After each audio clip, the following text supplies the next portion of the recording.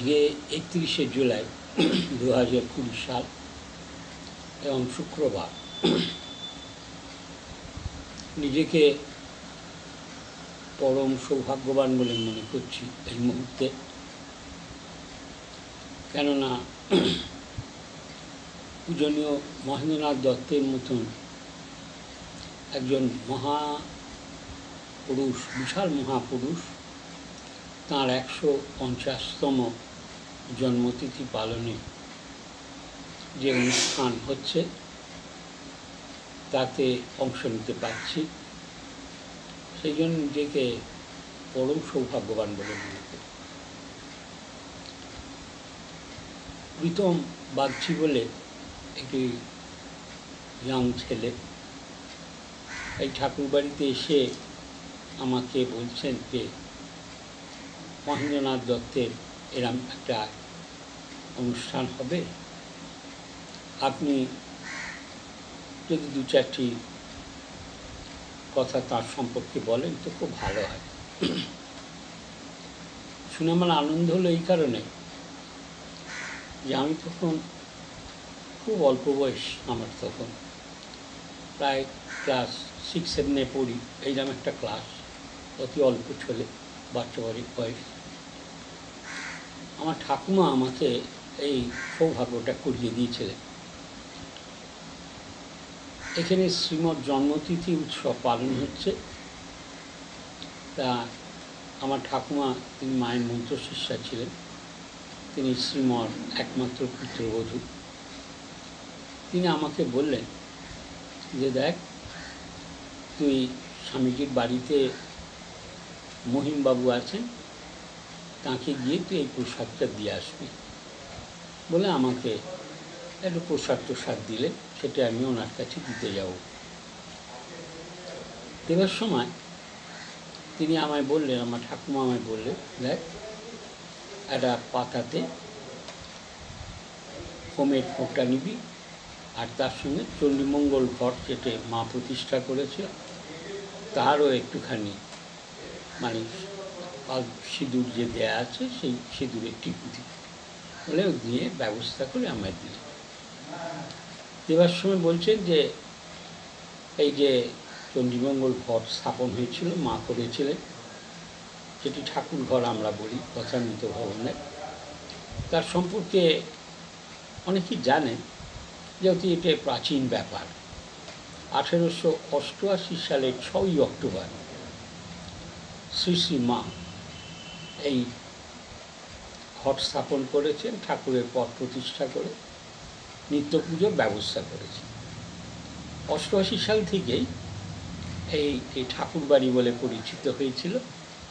বছর দুয়েক আগে বরানগর মঠ প্রতিষ্ঠা হয়, তারপর এটা 88 সালেতে 2 বছর পর এই ঠাকুরবাড়ি বলে প্রতিষ্ঠিত হয়, সেটা মায়ের হাতে। ফলে হলো কি, স্বামীজি প্রমুখ ঠাকুরের যেসব সন্তানরা ছিলেন এবং মহেন্দ্রনাথ দত্তও তাতে ছিলেন, তাঁরা এ বাড়িতে রেগুলার মাস্টারমশাইয়ের কাছে আসা যাওয়া করতেন, ঠাকুর ঘরেও যেতেন। এই সূত্র ধরে স্বামীজির পরিবারের সঙ্গে এই শ্রীমঠ পরিবারের একটা অত্যন্ত ঘনিষ্ঠ সম্পর্ক ছিল। ন্যাচারালি যখনই এখানে কোনো পুজো পার্বণ ব্যাপার হতো, আমার ঠাকুমা ওই স্বামীজির বাড়িতে মহিমবাবু যখন থাকতেন সেখানে প্রসাদ পাঠাতে হতো। আর ওই যে চণ্ডীমঙ্গল ঘট মা প্রতিষ্ঠা করেছে, সেখান থেকে একটু সিঁদুর নিয়ে আর হোমের যে ফোঁটা এই নিয়ে আমাকে পাঠানো।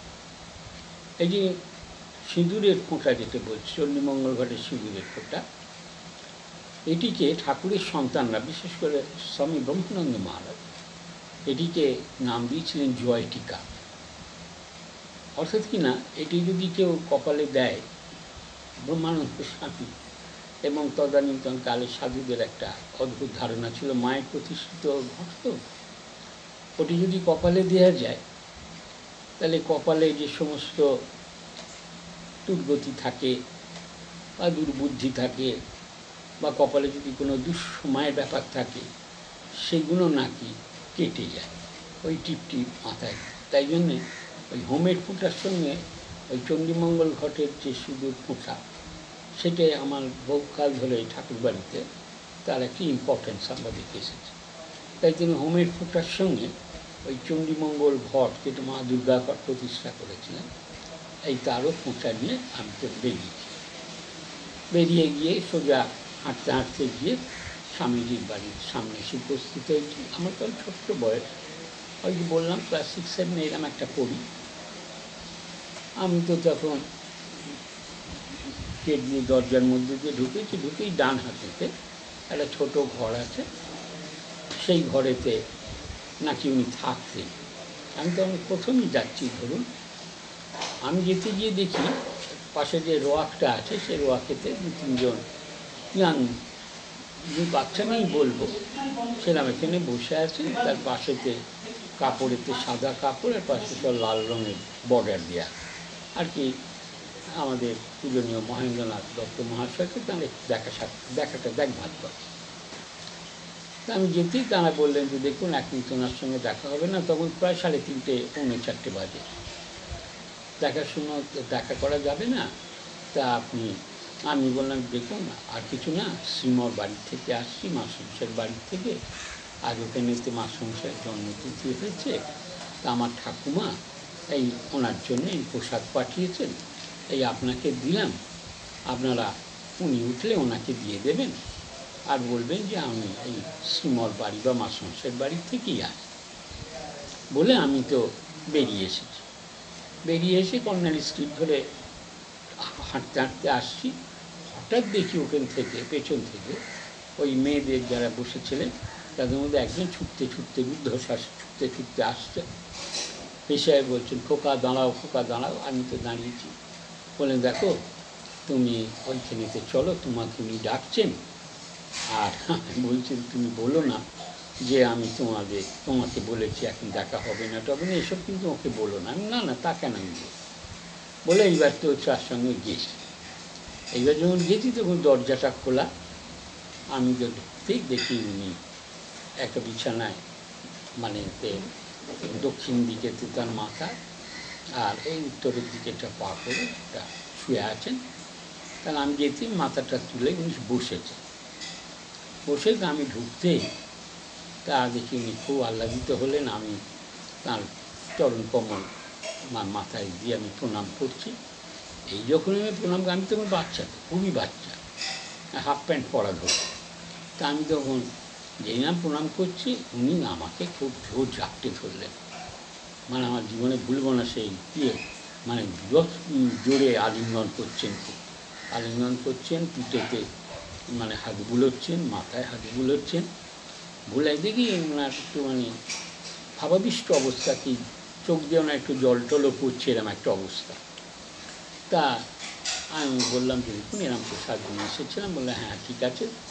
বলে উনি আমাকে ওনার ওই যে খাটটা আছে তার উপর বসতে বললেন। তা আমি একটু বসতে চাইছিলাম না, তাহলে উনি জোর করলেন যখন আমি ওই খাটটাতে বসেছি। সামনে কোনো চেয়ার টেবিল এসব কিছু ছিল না, চেয়ার। আমি তো বসে আছি। এবার উনি বললেন যেহেতু পা গুটিয়ে বসেছেন, আমায় বললেন তুমিও পা গুটিয়ে বসো। তা আমি তো পা ওনার বিছানাতে লাগবে এই বসে উনি কিছুতেই পাটা তুলছি না। উনি কিন্তু জোর করছিলেন, আমি কিন্তু শেষমেশ পাটা তুলিনি। পাটা ওনার বিছানাতে পা লাগবে বলে আমি বসে আছি। এইবার উনি ওই যারা সব 3-4 জন মেয়ের সামনে ছিল তাদের নিয়ে নানান রকম প্রসঙ্গ বলতে লাগলেন। আমার বলতে লাগলেন এই যে ছেলেটি এসেছে কে জানো, বলে উনি মাস্টার মহাশয় আমি যে প্রপৌত্র হই সেই সব ব্যাপারে উনি বলতে লাগলেন। আর শ্রীমঠ সম্পর্কে নানান রকম কথা বলতে লাগলেন। আমার 2-4টে ওই অল্প বয়স তো 2-4টে আমার মনে আছে।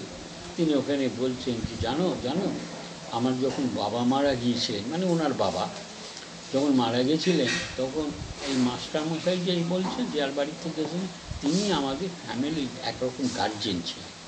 তিনি গোপনে আমার মাকে নানাভাবে এইসব মানে খাবার দাবার এই সমস্ত পাঠাতেন। ওনার পরিবারের একজন ছিলেন উনি, এবং আমাদের খুব মানে সাহায্য করেছেন এইসব তিনি তো বলতে লাগলেন। আমি তো তখন বাচ্চা, আমি তো অতটা জানি না কি ব্যাপারটা। তা যাই হোক, তিনি এই সমস্ত বলতে লাগলেন। আর বলার সময় প্রায়শই উনি দেখি চোখ দিয়ে জল পড়ে বলে একটা জিনিস বেশ বলছিলেন, আমার পিঠেতে চাপড় মেরে আমায় বলতে লাগলেন, জানো আমি ওনার সঙ্গ করেছি, তোমাদের এই ঠাকুর বাড়িতে কতবার যে যাতায়াত করেছি কি বলবো। তোমার ঠাকুরদার বাবা যিনি শ্রীম, তিনি এই আমাদের এই বাড়িতে এসে আমার দাদার সঙ্গে বসে কত গল্প কত কাণ্ড করে গেছেন, সে তো আমরা চোখেই দেখেছি, নিজেরাও আমরা তার সঙ্গে ছিলাম বলে নানান রকম বলতে লাগলেন। সব তো আমার মনে নেই, উনি যদি কিছু কিছু মনে আছে সেইটা আমি আপনাদের বলছি। তবে আমার বলার মধ্যে একটাই জিনিস ছিল যে উনি আমাদের এই ঠাকুরবাড়ি বা শ্রীমঠ পরিবারের সঙ্গে ওদের পরিবারের কী একটা অসাধারণ মানে সম্পর্ক ছিল, তার উপর উনি বলছিলেন। আর প্রায়শই দেখছিলাম উনি আমার মাথাতে পিঠেতে এলাম মানে ভাবাবিষ্ট হয়ে আদর করছে। এখন আমি তো ধরুন অনেক বাচ্চা, সেই সময় আমার একটা ঘটনা মনে পড়ে। সেই সময় একজন ভদ্রলোক এসেছেন, আর তার সঙ্গেও একটা ওনার স্ত্রীটি হবেন এরম একজন এসেছেন। ন্যাচারালি উনি একটু আমার সঙ্গে কথাবার্তা বলতে ওনারা আসে একটু সুর কেটে যাচ্ছে, তাহলে উনি তাদের খুব ভালোভাবে রিসিভ করলেন। এইবার বক্তব্যের মধ্যে যেটা আমার মনে আছে, ওই ভদ্রলোক ঝট করে ওনাকে বলে বসলেন যে জানেন এই যে আমাদের উনি আমার স্ত্রী হন কি বোন হন আমার মনে নেই, বললেন যে এরকম একজন ভালো গুরু হবে, একটু দীক্ষা চায়, একজন ভালো গুরুর দরকার, আপনি কাকে কার কাছে দীক্ষা নিতে বলেন বলুন। তখন মহেন্দ্রনাথ দত্ত যে বলেছিলেন আমার মনে আছে, তিনি বলেন দেখো এই যে ভালো গুরু চাইছে আগে তোকে ভালো শিষ্য হতে হবে, আগে তাকে ভালো শিষ্য হতে বল, ভালো শিষ্য যদি হয় তাহলে ভালো গুরুর অভাব হবে না। ঠিক ভালো গুরু এসে উপস্থিত হবে, ভালো গুরু খোঁজার ব্যাপার না, নিজে ভালো শিষ্য হওয়ার জন্য তৈরি হতে হয়, তাহলে দেখবে আপনি ঠাকুর ভালো গুরু পাইয়ে দেবেন। এইটা আমাদের কথা হচ্ছে। এই করতে করতে আবার এই মাস্টার মশাই শ্রীম এসবের কথাবার্তা হচ্ছে, সবটা হয়ে গেল। আমি ছোট তখন অতটা বুঝছি না, আমি মানে আর কি উঠে চলে আসবো বলে ব্যস্ত হচ্ছি, কারণ আমার ঠাকুমা তো অপেক্ষা করছেন বাড়িতে, সবাই ভাবছে কখন আসি। আমি যতবার উঠছি নি ততবারই আমার জোর করে ওই খাটটায় বসিয়ে দিচ্ছে। যাই হোক, আমি তো ওনার কেউ সম্মান করবো করে বসবো না, আমি ওখানে বসেছিলাম বেশ কিছুক্ষণ ধরে বসে থাকার পর এইবার যখন আমি আসছি, আমি তখন তাকে প্রণাম করছি। তিনি তখন দেখি বললেন যে দেখো তুমি যে ফোঁটা এনেছো সেই ফোঁটা তুমি আমার কপালে দিয়ে দাও, তুমি দিয়ে দাও হাতে করে। আমি তখন একটু ওনার কপালে হাতে হাত দেবো, এই আমার একটু অস্বস্তি হচ্ছে, কপালে ওনার কপালে আমি কী করে হাত দিই। ওনাদের এত মহাপুরুষ, ওনারা গুরুজন, ওনাদের তো পাটাই আমাদের সম্পত্তি, আমাদের সম্পদ, ওনার মাথার কপালে কী করে হাত দেবো। আমি ভাবছি, তা ভাবতে উনি জোর করলেন, আমি কপাল থেকে ফোঁটাটা নিয়ে ওনার কপালেতে দিলাম, হোমের ফোঁটাটাও দিলাম। এবার আমি তাকে বললাম দেখুন আপনি তো আমাকে বললেন ফোঁটা দিয়ে, এবার আপনি আমায় ফোঁটাটা দিয়ে দিন, একই এবার আপনি ফোঁটা দিন। তখন উনি কিন্তু ওই ফোঁটাটা ওনার নিজের কপাল থেকে নিয়ে আমার কপালে দিয়েছিলেন, আমার তো মনে আছে। ওনার কপাল থেকে তুলে মেঘ ফোঁটা চণ্ডীমঙ্গলের ফোঁটা ওনার কপাল থেকে নিজে নিয়ে আমার কপালে দিয়েছিলেন। যাই হোক, এইরকমভাবে উনি আমাকে যার কন্যায় কৃপা করেছিলেন, যার কন্যায় আশীর্বাদ করেছিলেন, সেই কৃপা আশীর্বাদ মাথায় নিয়ে আমি তো বাড়ি ফিরে এসেছিলাম। আমার ঠাকুমা তিনি তো বসে আছেন, কখন আসবো কি হয়েছে সব শুনবেন। আমি ঠাকুমাকে এসে আদ্যপ্রান্ত যা যা ঘটনা হয়েছিল আমি সব বললাম। আমি দেখলাম ওনার কথা যখন বলছি তখন ঠাকুমাও দেখি চোখ দিয়ে তার দু এক ফোঁটা জল পড়ছে, মানে ওদের মধ্যে ভালোবাসাটা এরাম ছিল। মানে আধ্যাত্মিকতা মানে হলো এটা ভালোবাসা, ভালোবাসাটা যেই এলো তখন আর আপনার আধ্যাত্মিকতাটার অনেক উন্নতি হয়ে গেছে। যেমন হাওয়া বইছে, ন্যাচারালি আমাদের খুব কমফোর্টেবল লাগে, তেমনি একবার যদি মানুষের ভেতরে ভালোবাসাটা এসে পড়ে, মানে ভগবানের ভালোবাসাটা এসে পড়ে, তাহলে কিন্তু তার নবজন্ম হয়ে যায়। ঈশ্বরকে ভালোবাসার জন্যই আমাদের কিছু করা, কিন্তু ভালোবাসাটা একবার এসে গেলে আর আমাদের ভাবতে হয় না। কথামৃতের গোড়াতেই অবশ্যই কথা আছে বলে একবার রাম নাম বা একবার হরি নাম এই করলে যদি চোখে একজন জল আসে, যদি রোমাঞ্চ হয়, জানবে সন্ধ্যাদি কর্ম আর করতে হয় না। এটা আছে না, একবার ভগবানের ভালোবাসাটাই আমার ছোটোবেলা থেকে আমি এদের মধ্যে যেন একটা ভালোবাসা লক্ষ্য করেছি। আমি সামান্য একজন বাচ্চা ছেলে, কিন্তু আমায় দেখে পূর্ব স্মৃতিকে স্মরণ করে ওনার যে চোখে জল পড়া দেখেছিলাম, সে কখনো ভুলবার নয়। আবার উনি পরে অবশ্যই উনি শরীর ত্যাগ হয়ে গেল, আমরা সব মন খারাপও করেছিলাম। তারপরে পরে শুনলাম উনি মাস্টার অনুধ্যান, রামবাবুর অনুধ্যান, স্বামীজির বই, কত বইপত্র লিখেছিলেন।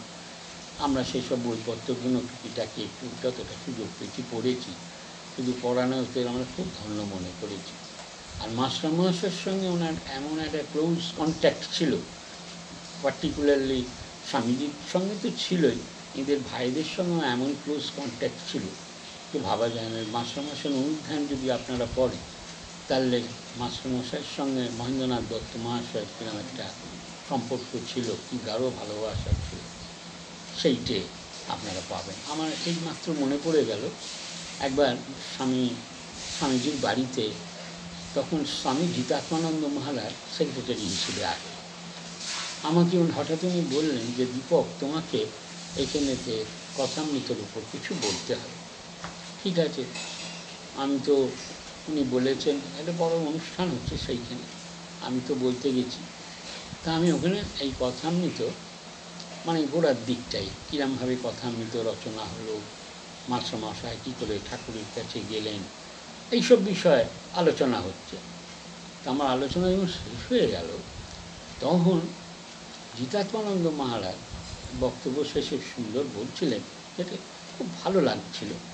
সেটা হলো, আমাকে ভালো বলছেন মানে আমি প্রেরণা দিচ্ছেন, সে আর বলতে হবে না। ওনারা যারা খুব গুণী মানুষ, তারা প্রশংসা করতে পারেনি। প্রশংসা কেন করছেন? ভেতরেতে প্রেরণা যোগাচ্ছেন। এই প্রশংসার মাধ্যমে মানুষকে প্রেরণা যোগায়, তাই না? তা তখন জিতাত্মানন্দ মহারাজ বলছেন, এই যে দীপক এতক্ষণ ঠাকুরের কথা বলল, আমি এইখানে বসে দেখছিলাম কি জানো, দেখছিলাম মাস্টারমশাই আর স্বামীজি দুজনে মিলে ওই কোণের ঘরেতে বসে আলাপ করছে। এই যে সম্পর্কটা উনি আমাদের ওখানে আলোচনা হওয়াতে এইটা উনি বলে উঠেছিলেন। তখন আমার মনে হচ্ছিল, হ্যাঁ, আমি তো এই বাড়িতে সেই মহেন্দ্রনাথ দত্তের আশীর্বাদ কৃপা পেয়েছিলাম। সেই জন্যে যখনই প্রীতম বলে ছেলেটি এসে আমায় এই ব্যাপারে একটু বলতে বলল, আমি খুব নিজেকে ধন্য মনে করছিলাম এবং বলবার জন্য সত্যি উল্লসিত হয়ে উঠছিলাম যে এইরকম একজন মহাপুরুষের সম্পর্কে দু একটা কথা বলার সুযোগ পাওয়া। যাই হোক, ওনার কাছ থেকে তো চলে এসেছিলাম। চলে আসার সময় ওনাকে আবার যখন প্রণাম করছি, তখন উনি আবার আমাকে বুকে জড়িয়ে ধরে, হ্যাঁ, মাথাতে জড়িয়ে ধরে কীরমভাবে যে আদর করেছিলেন মানে ভুলতে পারব না। যাই হোক, এই আমাদের জীবনে ওদের ওই যে পরশ, মহাপুরুষের পরশ, এতেই আমার মনে হয় আমাদের ভেতরেতে একটা ভালো হোক এর একটা সুযোগ, আশীর্বাদ, শক্তি যাই বলুন না কেন প্রবেশ করিয়ে দিয়েছিলেন। যার ফলে আমরা এতদিন অবধি আমরা যে একটুখানি বড় হয়ে দাঁড়িয়ে এসেছি, আমি বিশ্বাস করি এইসব ওনাদের আশীর্বাদ, ওনাদের স্পর্শ, এইসব পাওয়ার জন্য। আমার ঠাকুমা তো মায়ের মন্ত্রশিষ্যা ছিলেন, তাঁর আশীর্বাদ অনেক আমরা পেয়েছি। আমরা ছোটোবেলা থেকেই সাধুদের দর্শন করেছি। যেসব সাধু মানে কি, ব্রহ্মজ্ঞ সাধু, মানে সেসব সাধু যাদের আমরা টিপিক্যালি ব্রহ্মজ্ঞ সাধু বলি, সেই সব সাধু তাঁদের তো ছোটোবেলা থেকে দেখে এসেছি না। তা আমার একবার এই মাত্র মনে পড়ে যাচ্ছে, আমার স্বামী অভয়ানন্দ মহারাজ একবার জিজ্ঞেস করেছিলেন যে মাস্টার মহাশয় তো কথামৃত লিখেছেন, সবই হলো, তা তোমাদের কি দিয়ে গেছেন তোমরা তো বলো দেখি। মানে আর কি বলতে চাইছেন, কি সম্পত্তি হিসেবে তুমি কি দিয়ে গেছেন। তখন আমিও ওদের অভয়ানন্দ মহারাজকে একটি কথা বলেছিলাম। তার মধ্যে বীরেশ্বরানন্দ প্রমুখ আরও ছিলেন, তারা দু চারজন। তাদের একটা কথা বলে তাদের উল্লাসে শেষ ছিল না। আমি যেই বলেছেন, আমি বললাম, মহারাজ দেখুন, মাস্টার মহাশয় আমাদের যা দিয়ে গেছে, এই পৃথিবীর ইতিহাসে কেউ কখনো দিয়েছে বলে বিশ্বাস হয় না। উনি বলেন, সে কী দিয়েছে? আমি দিয়েছেন যে আমরা বাড়ি বসে সাধু দর্শন করি, লোকে সাধু দর্শন করতে তো যায়, কিন্তু আমরা বাড়িতে বসে থাকি আর নানা জায়গায় সব বড় বড় সাধুরা, যেমন আপনারা এই ঠাকুর বাড়িতে যাচ্ছেন, আপনাদের বাড়ি বসে সাধু দর্শন, এই রকম জিনিস তো কেউ কাউকে দিতে পারে না। তা মাস্টারমহাশয় আমাদের এই সম্পত্তিটা দিয়ে গেছে যে আমরা বাড়ি বসে সাধু দর্শন করতে পারি। তাতে ওনাদের খুব আনন্দ, পিঠ চাপড়ে খুব আদর টাদর করেছিলেন। আমাদের বক্তব্য আর কিছু নয়, যে এনাদের পরশ, এনাদের আশীর্বাদ মানুষের জীবনকে কত সাফল্যমণ্ডিত করতে পারে, কত উন্নত করতে পারে, সেটা কিন্তু আমরা হারে হারে বুঝেছি। আমাদের মানসিকতার মধ্যে এতটুকু যদি কিছু ভালো থাকে, কেবলমাত্র তাদের জন্য চলছে, আমাদের নিজেদের কিছু নেই, তারাই আমাদের এরম আশীর্বাদ করে, ভালোবেসে, কৃপা করে, পরশ করে, আদর করে আমাদের এইখানে পৌঁছে দিয়েছে। তাই আজকে এরম জ্ঞান তাপস, উচ্চমানের একজন মহাপুরুষ, তার সম্পর্কে এই দু চারটি কথা বলার সুযোগ পেয়ে নিজেকে ধন্য মনে করছি।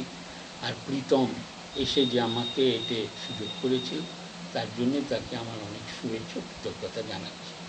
এই বলে ঠাকুর, মা, স্বামীজি, শ্রীম প্রমুখ ঠাকুরের যারা সন্তানরা ছিলেন, মহেন্দ্রনাথ দত্ত প্রমুখ যারা আছেন, তাদের সবাইকে আমি প্রণাম জানিয়ে আমাদের বক্তব্য এখানে শেষ করছি। জয় রাম।